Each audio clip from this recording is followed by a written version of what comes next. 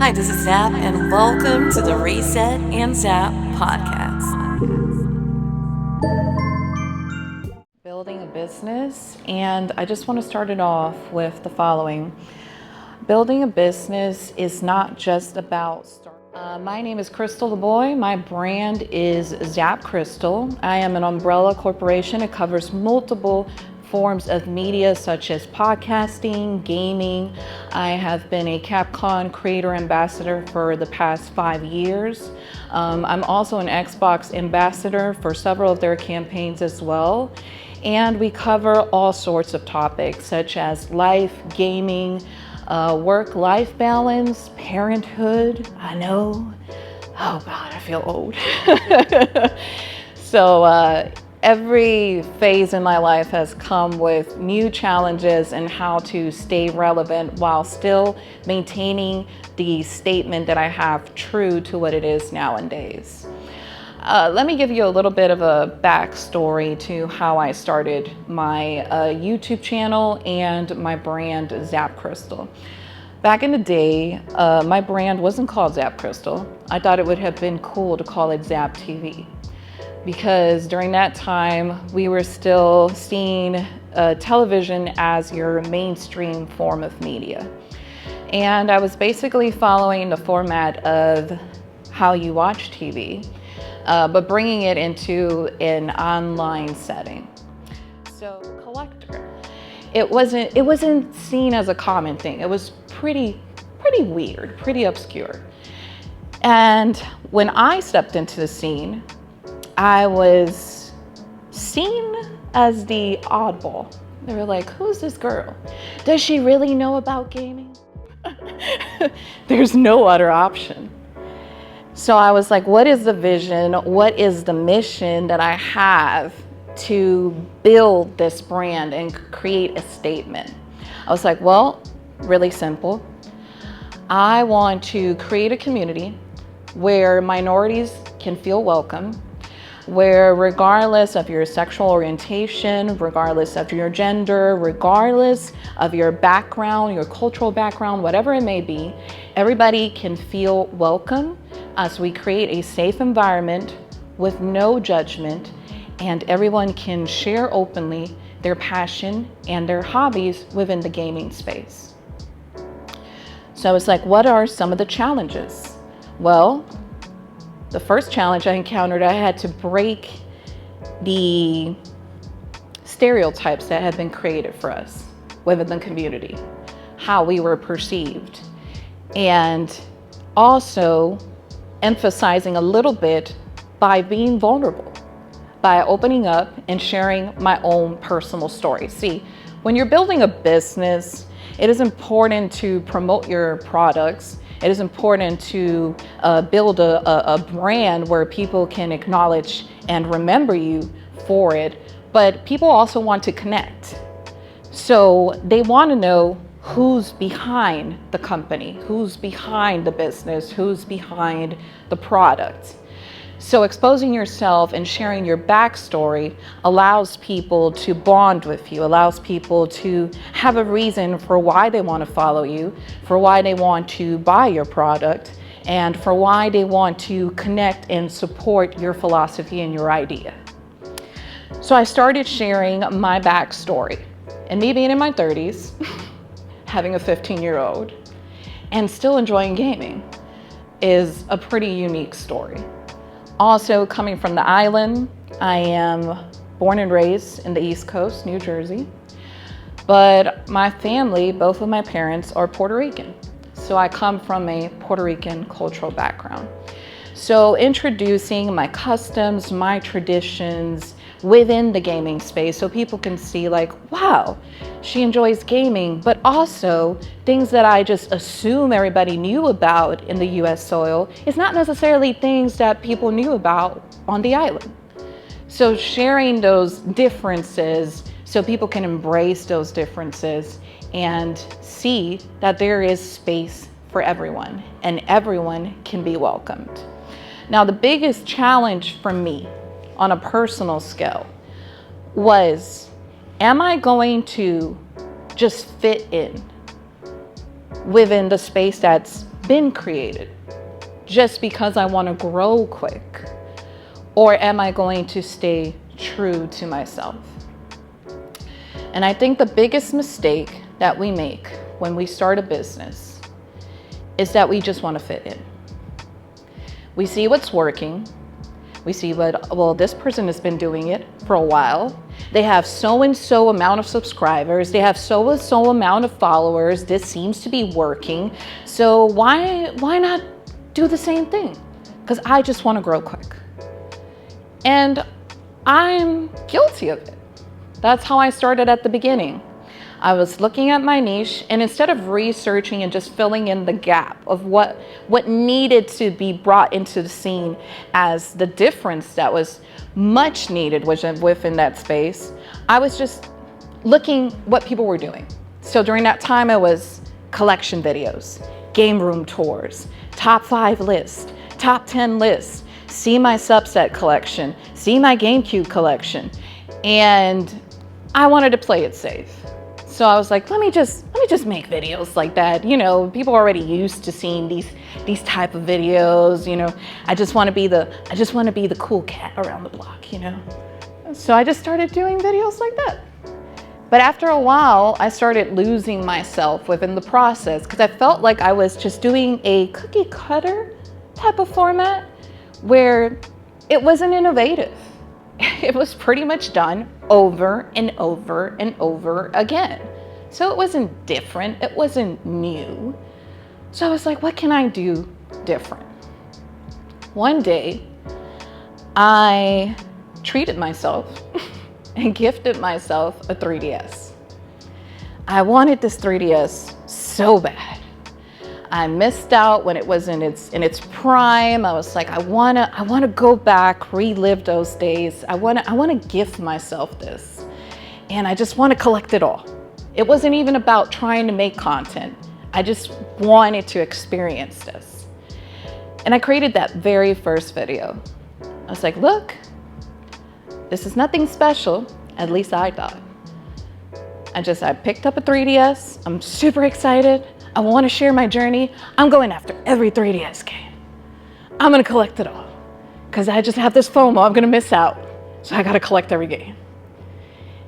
And once you know it, that video blew up. You never know, but you might be one video away from your success, and you never know where it's going to come from. And all of a sudden, everybody was like, yes, Zap, we're hyping you. Yeah, you go, girl, you got this. I'm so excited. Pick up those games. Oh, and then once you know it, the entire community pitched in. Oh, you should pick this up. You should pick this up. Have you tried this game? Did you know about this? And everybody wanted to be a part of it. And once you know it, I started building a community, and everybody was fascinated about the idea of let's work together as, like they like to call themselves, the Zap Squad, to help Zap complete her collection. And I never knew that based on just something that I was happy about personally was gonna be the thing that was gonna make me blow up. After that, I jumped into horror games. One day I asked everybody, I was like, what do you guys want me to play? And let me make it clear, I hated horror games, okay? I am a scaredy cat. And everybody was like, play Resident Evil. Resident Evil 7, you know, just your first entry, Resident Evil 7. And I was like, no, I'm not. No, I'm not playing it.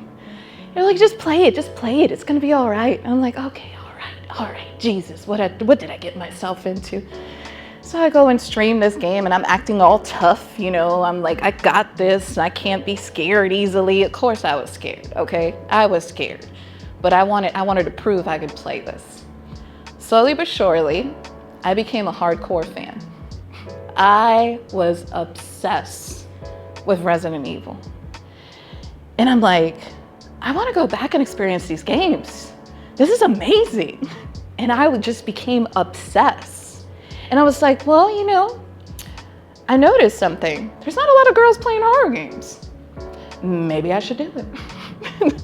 And then you had these people that would jump in and be like, girls are just meant to play cozy games, the girl games, and what do you know about speed running? What do you know about playing hard games? And instead of taking that as a shutdown, I was like, oh, let me prove you.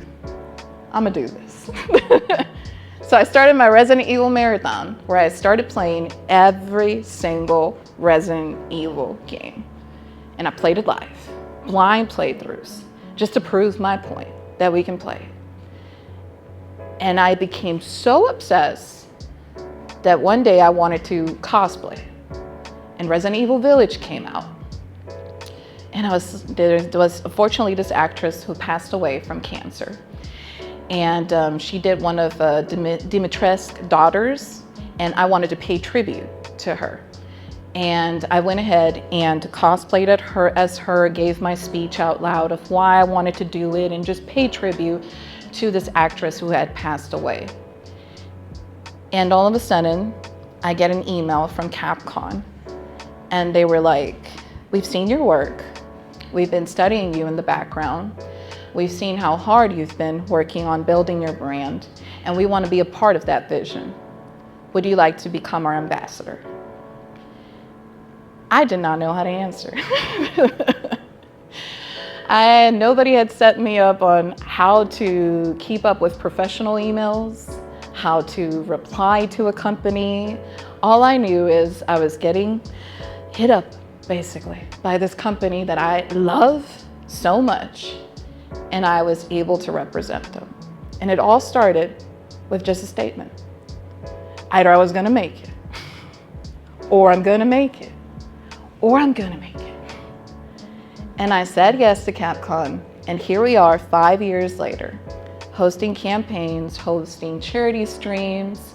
Our group has grown so much. We have such a large following of creators from all different ethnicities, all different sexual orientations. It's been amazing to see everyone come together and just building upon this philosophy that everyone can be welcome, that everyone can feel safe while doing what they love doing. I'm never satisfied. I'm always looking for more.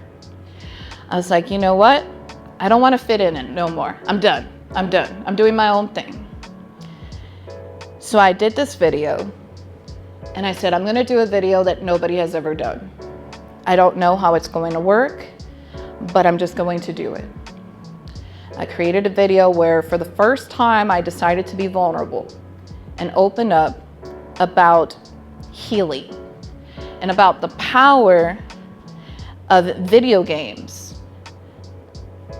and how video games can heal you.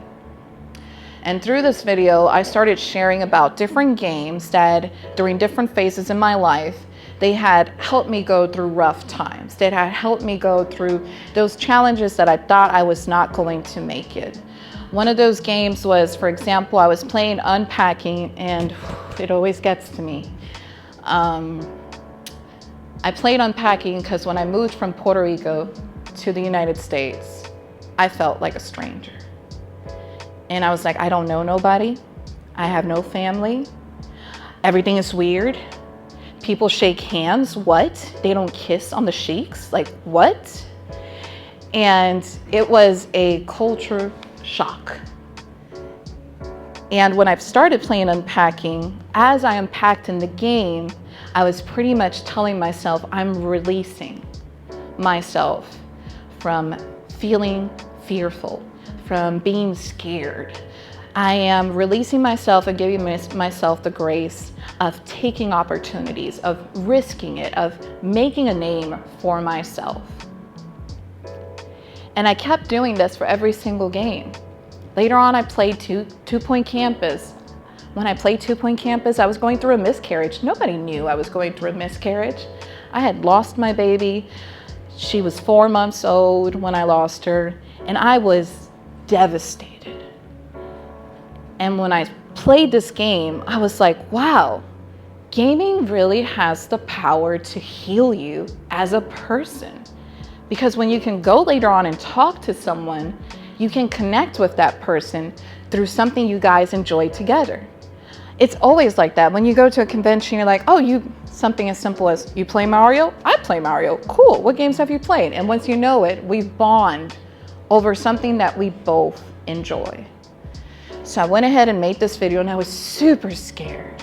I was like, I don't know how people are going to see this. I don't know if I was a little too vulnerable. Maybe I pushed it. I've never seen this. Maybe this is just going to be a flop. 1 out of 10. It blew up. It kept getting views. It kept getting views. It kept getting views. It kept getting views. People kept commenting and kept DMing me. They're like, thank you, Zap, for opening up. Guess what? I was homeless. I've been going through this, and I've been playing this game, or I went through a divorce. And once you know it, I opened up a whole new segue for people to come in and not only talk about gaming on just a gaming level, but they were able to talk about gaming in a way where we were talking about mental health, talking about loss, talking about grieving in a healthy way, and bonding under those reasons. And once you know it, I just took it on a whole different level. I was like, I know exactly what I'm gonna do. I know my mission now. And I went into a huge phase, and I decided to rebrand. I was like, scratch gaming, scratch everything. We're starting from zero. And everybody that worked under me were like, you crazy? Are you crazy? You've worked on this for 6 years and you just want to call it off? Just start from zero? I'm like, yeah, I know what I want to do. And that's where ZapCristal as an umbrella came to be. I said, I don't want to do just gaming. What else can I do? And I started doing gaming. And then I started doing music. And a lot of people were surprised. They're like, you sing? Yes, I sing. And I'm like, but I can also use gaming references, which AKA over there, somebody's going to talk about that a little bit later.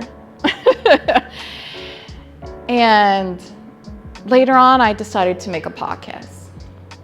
And I was like, what am I going to call this podcast? I don't want it to be the same thing. I want to make an impact. So what is my statement? Okay, I want to build a community. I want everybody to feel welcome, regardless of their story. And one day, we were eating at Crackle Barrel. I know, very original. And all of a sudden, I slapped that table. And I'm like, I got it. I know the name. I know it's going to be called. And he looks at me. He doesn't even know what I'm talking about. He's like, what are you talking about? I'm like, I'm talking about the podcast. He's like, what are you going to call it? Reset and Zap. And he was like, why Reset and Zap? Because you're going to reset and zap for the week. And the whole goal about the podcast is I want to be your #1 podcast for your personal success. I don't want you only to build a business. I want you to learn how to create a balance, a work-life balance. I want you to analyze yourself and see how you can fit in instead of just using the same old cookie cutter. I want you to analyze and see what are the needs that my community has? What are the needs in this market? And how can I step in? And if everything's been done, how can I make this product even better? So when I decided to do the podcast, I didn't want to talk about the same things that I talk about in my main channel. I wanted to have those deep-rooted discussions that will make you think, that will make you question yourself, that will make you sometimes hate me. Be like, how dare you? But after a while, you'll be like, it needed to be said. Somebody had to say. So as I've been building my brand, I've been learning the most important thing. And that is your legacy. When you leave this world, how do you want people to remember you? Think about the biggest brands that exist out there. KFC, Burger King, Nintendo. Think about the big names. And think about how they've made an impact in society. And even after they've no longer exist, they passed away, we still remember them till this day because they've left a legacy behind. So instead of thinking about how quick can I grow or how I'm going to build this brand, it's nice. It's nice to build a logo. It's nice to build a name. It's nice to build a product. But at the end of the day, what is your legacy? How do you want people to remember you? I want people to remember me by uplifting younger generations. It's been nice to have parents come to me and be like, my daughter watches you. She loves you. You're her role model. I sit every evening with my family and watch your videos or join a live stream, and that is our family night tradition. And it's really nice because when you don't know the impact you make until somebody comes and tells you. And I'm like, yes, that's what I want to do. I want to uplift this younger generation. So when a young girl sees me, she'll be like, she looks like me. And if she did it, what's to say I can't do it? And that's what motivates me every single day. Knowing that even if I step away, I have this beautiful generation that I've raised, that I can call my babies, they're my kids, and see them doing their own thing. Nowadays, I have people that come to me and they're like, I started my own channel, Zap. I'm starting my own book. I'm writing my own book. Or I'm going to make a podcast because I just love your podcast and why not? And I say, why not? Go ahead. Do it better than I'm doing. Just shock me and be like, wow, I didn't even know you can even do this better. But that's the main goal. I want to build a legacy. So now, as I explained at the beginning of this discussion, I wanted you to think, what is the statement you're trying to make in the world? Like, why are you here today? Why are you sitting here? Why are you studying what you're studying? What is the end goal? It's nice to have a diploma. It's nice to graduate. It's nice to get that job you wanted. But is that it? What are you really going for?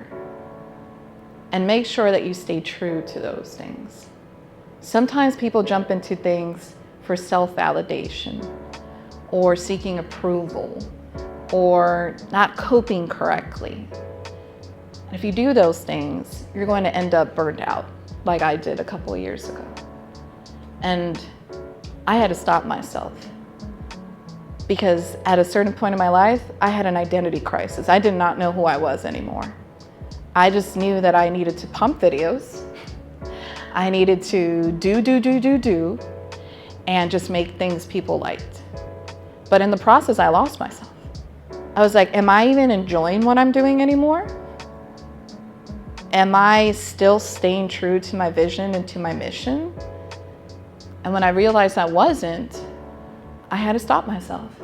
I had to give myself, no pun intended, a hard reset and find myself again. When you find yourself again, there's going to be people who are not going to like it. There's going to be people who naturally will tell you, you've changed. You're not the same.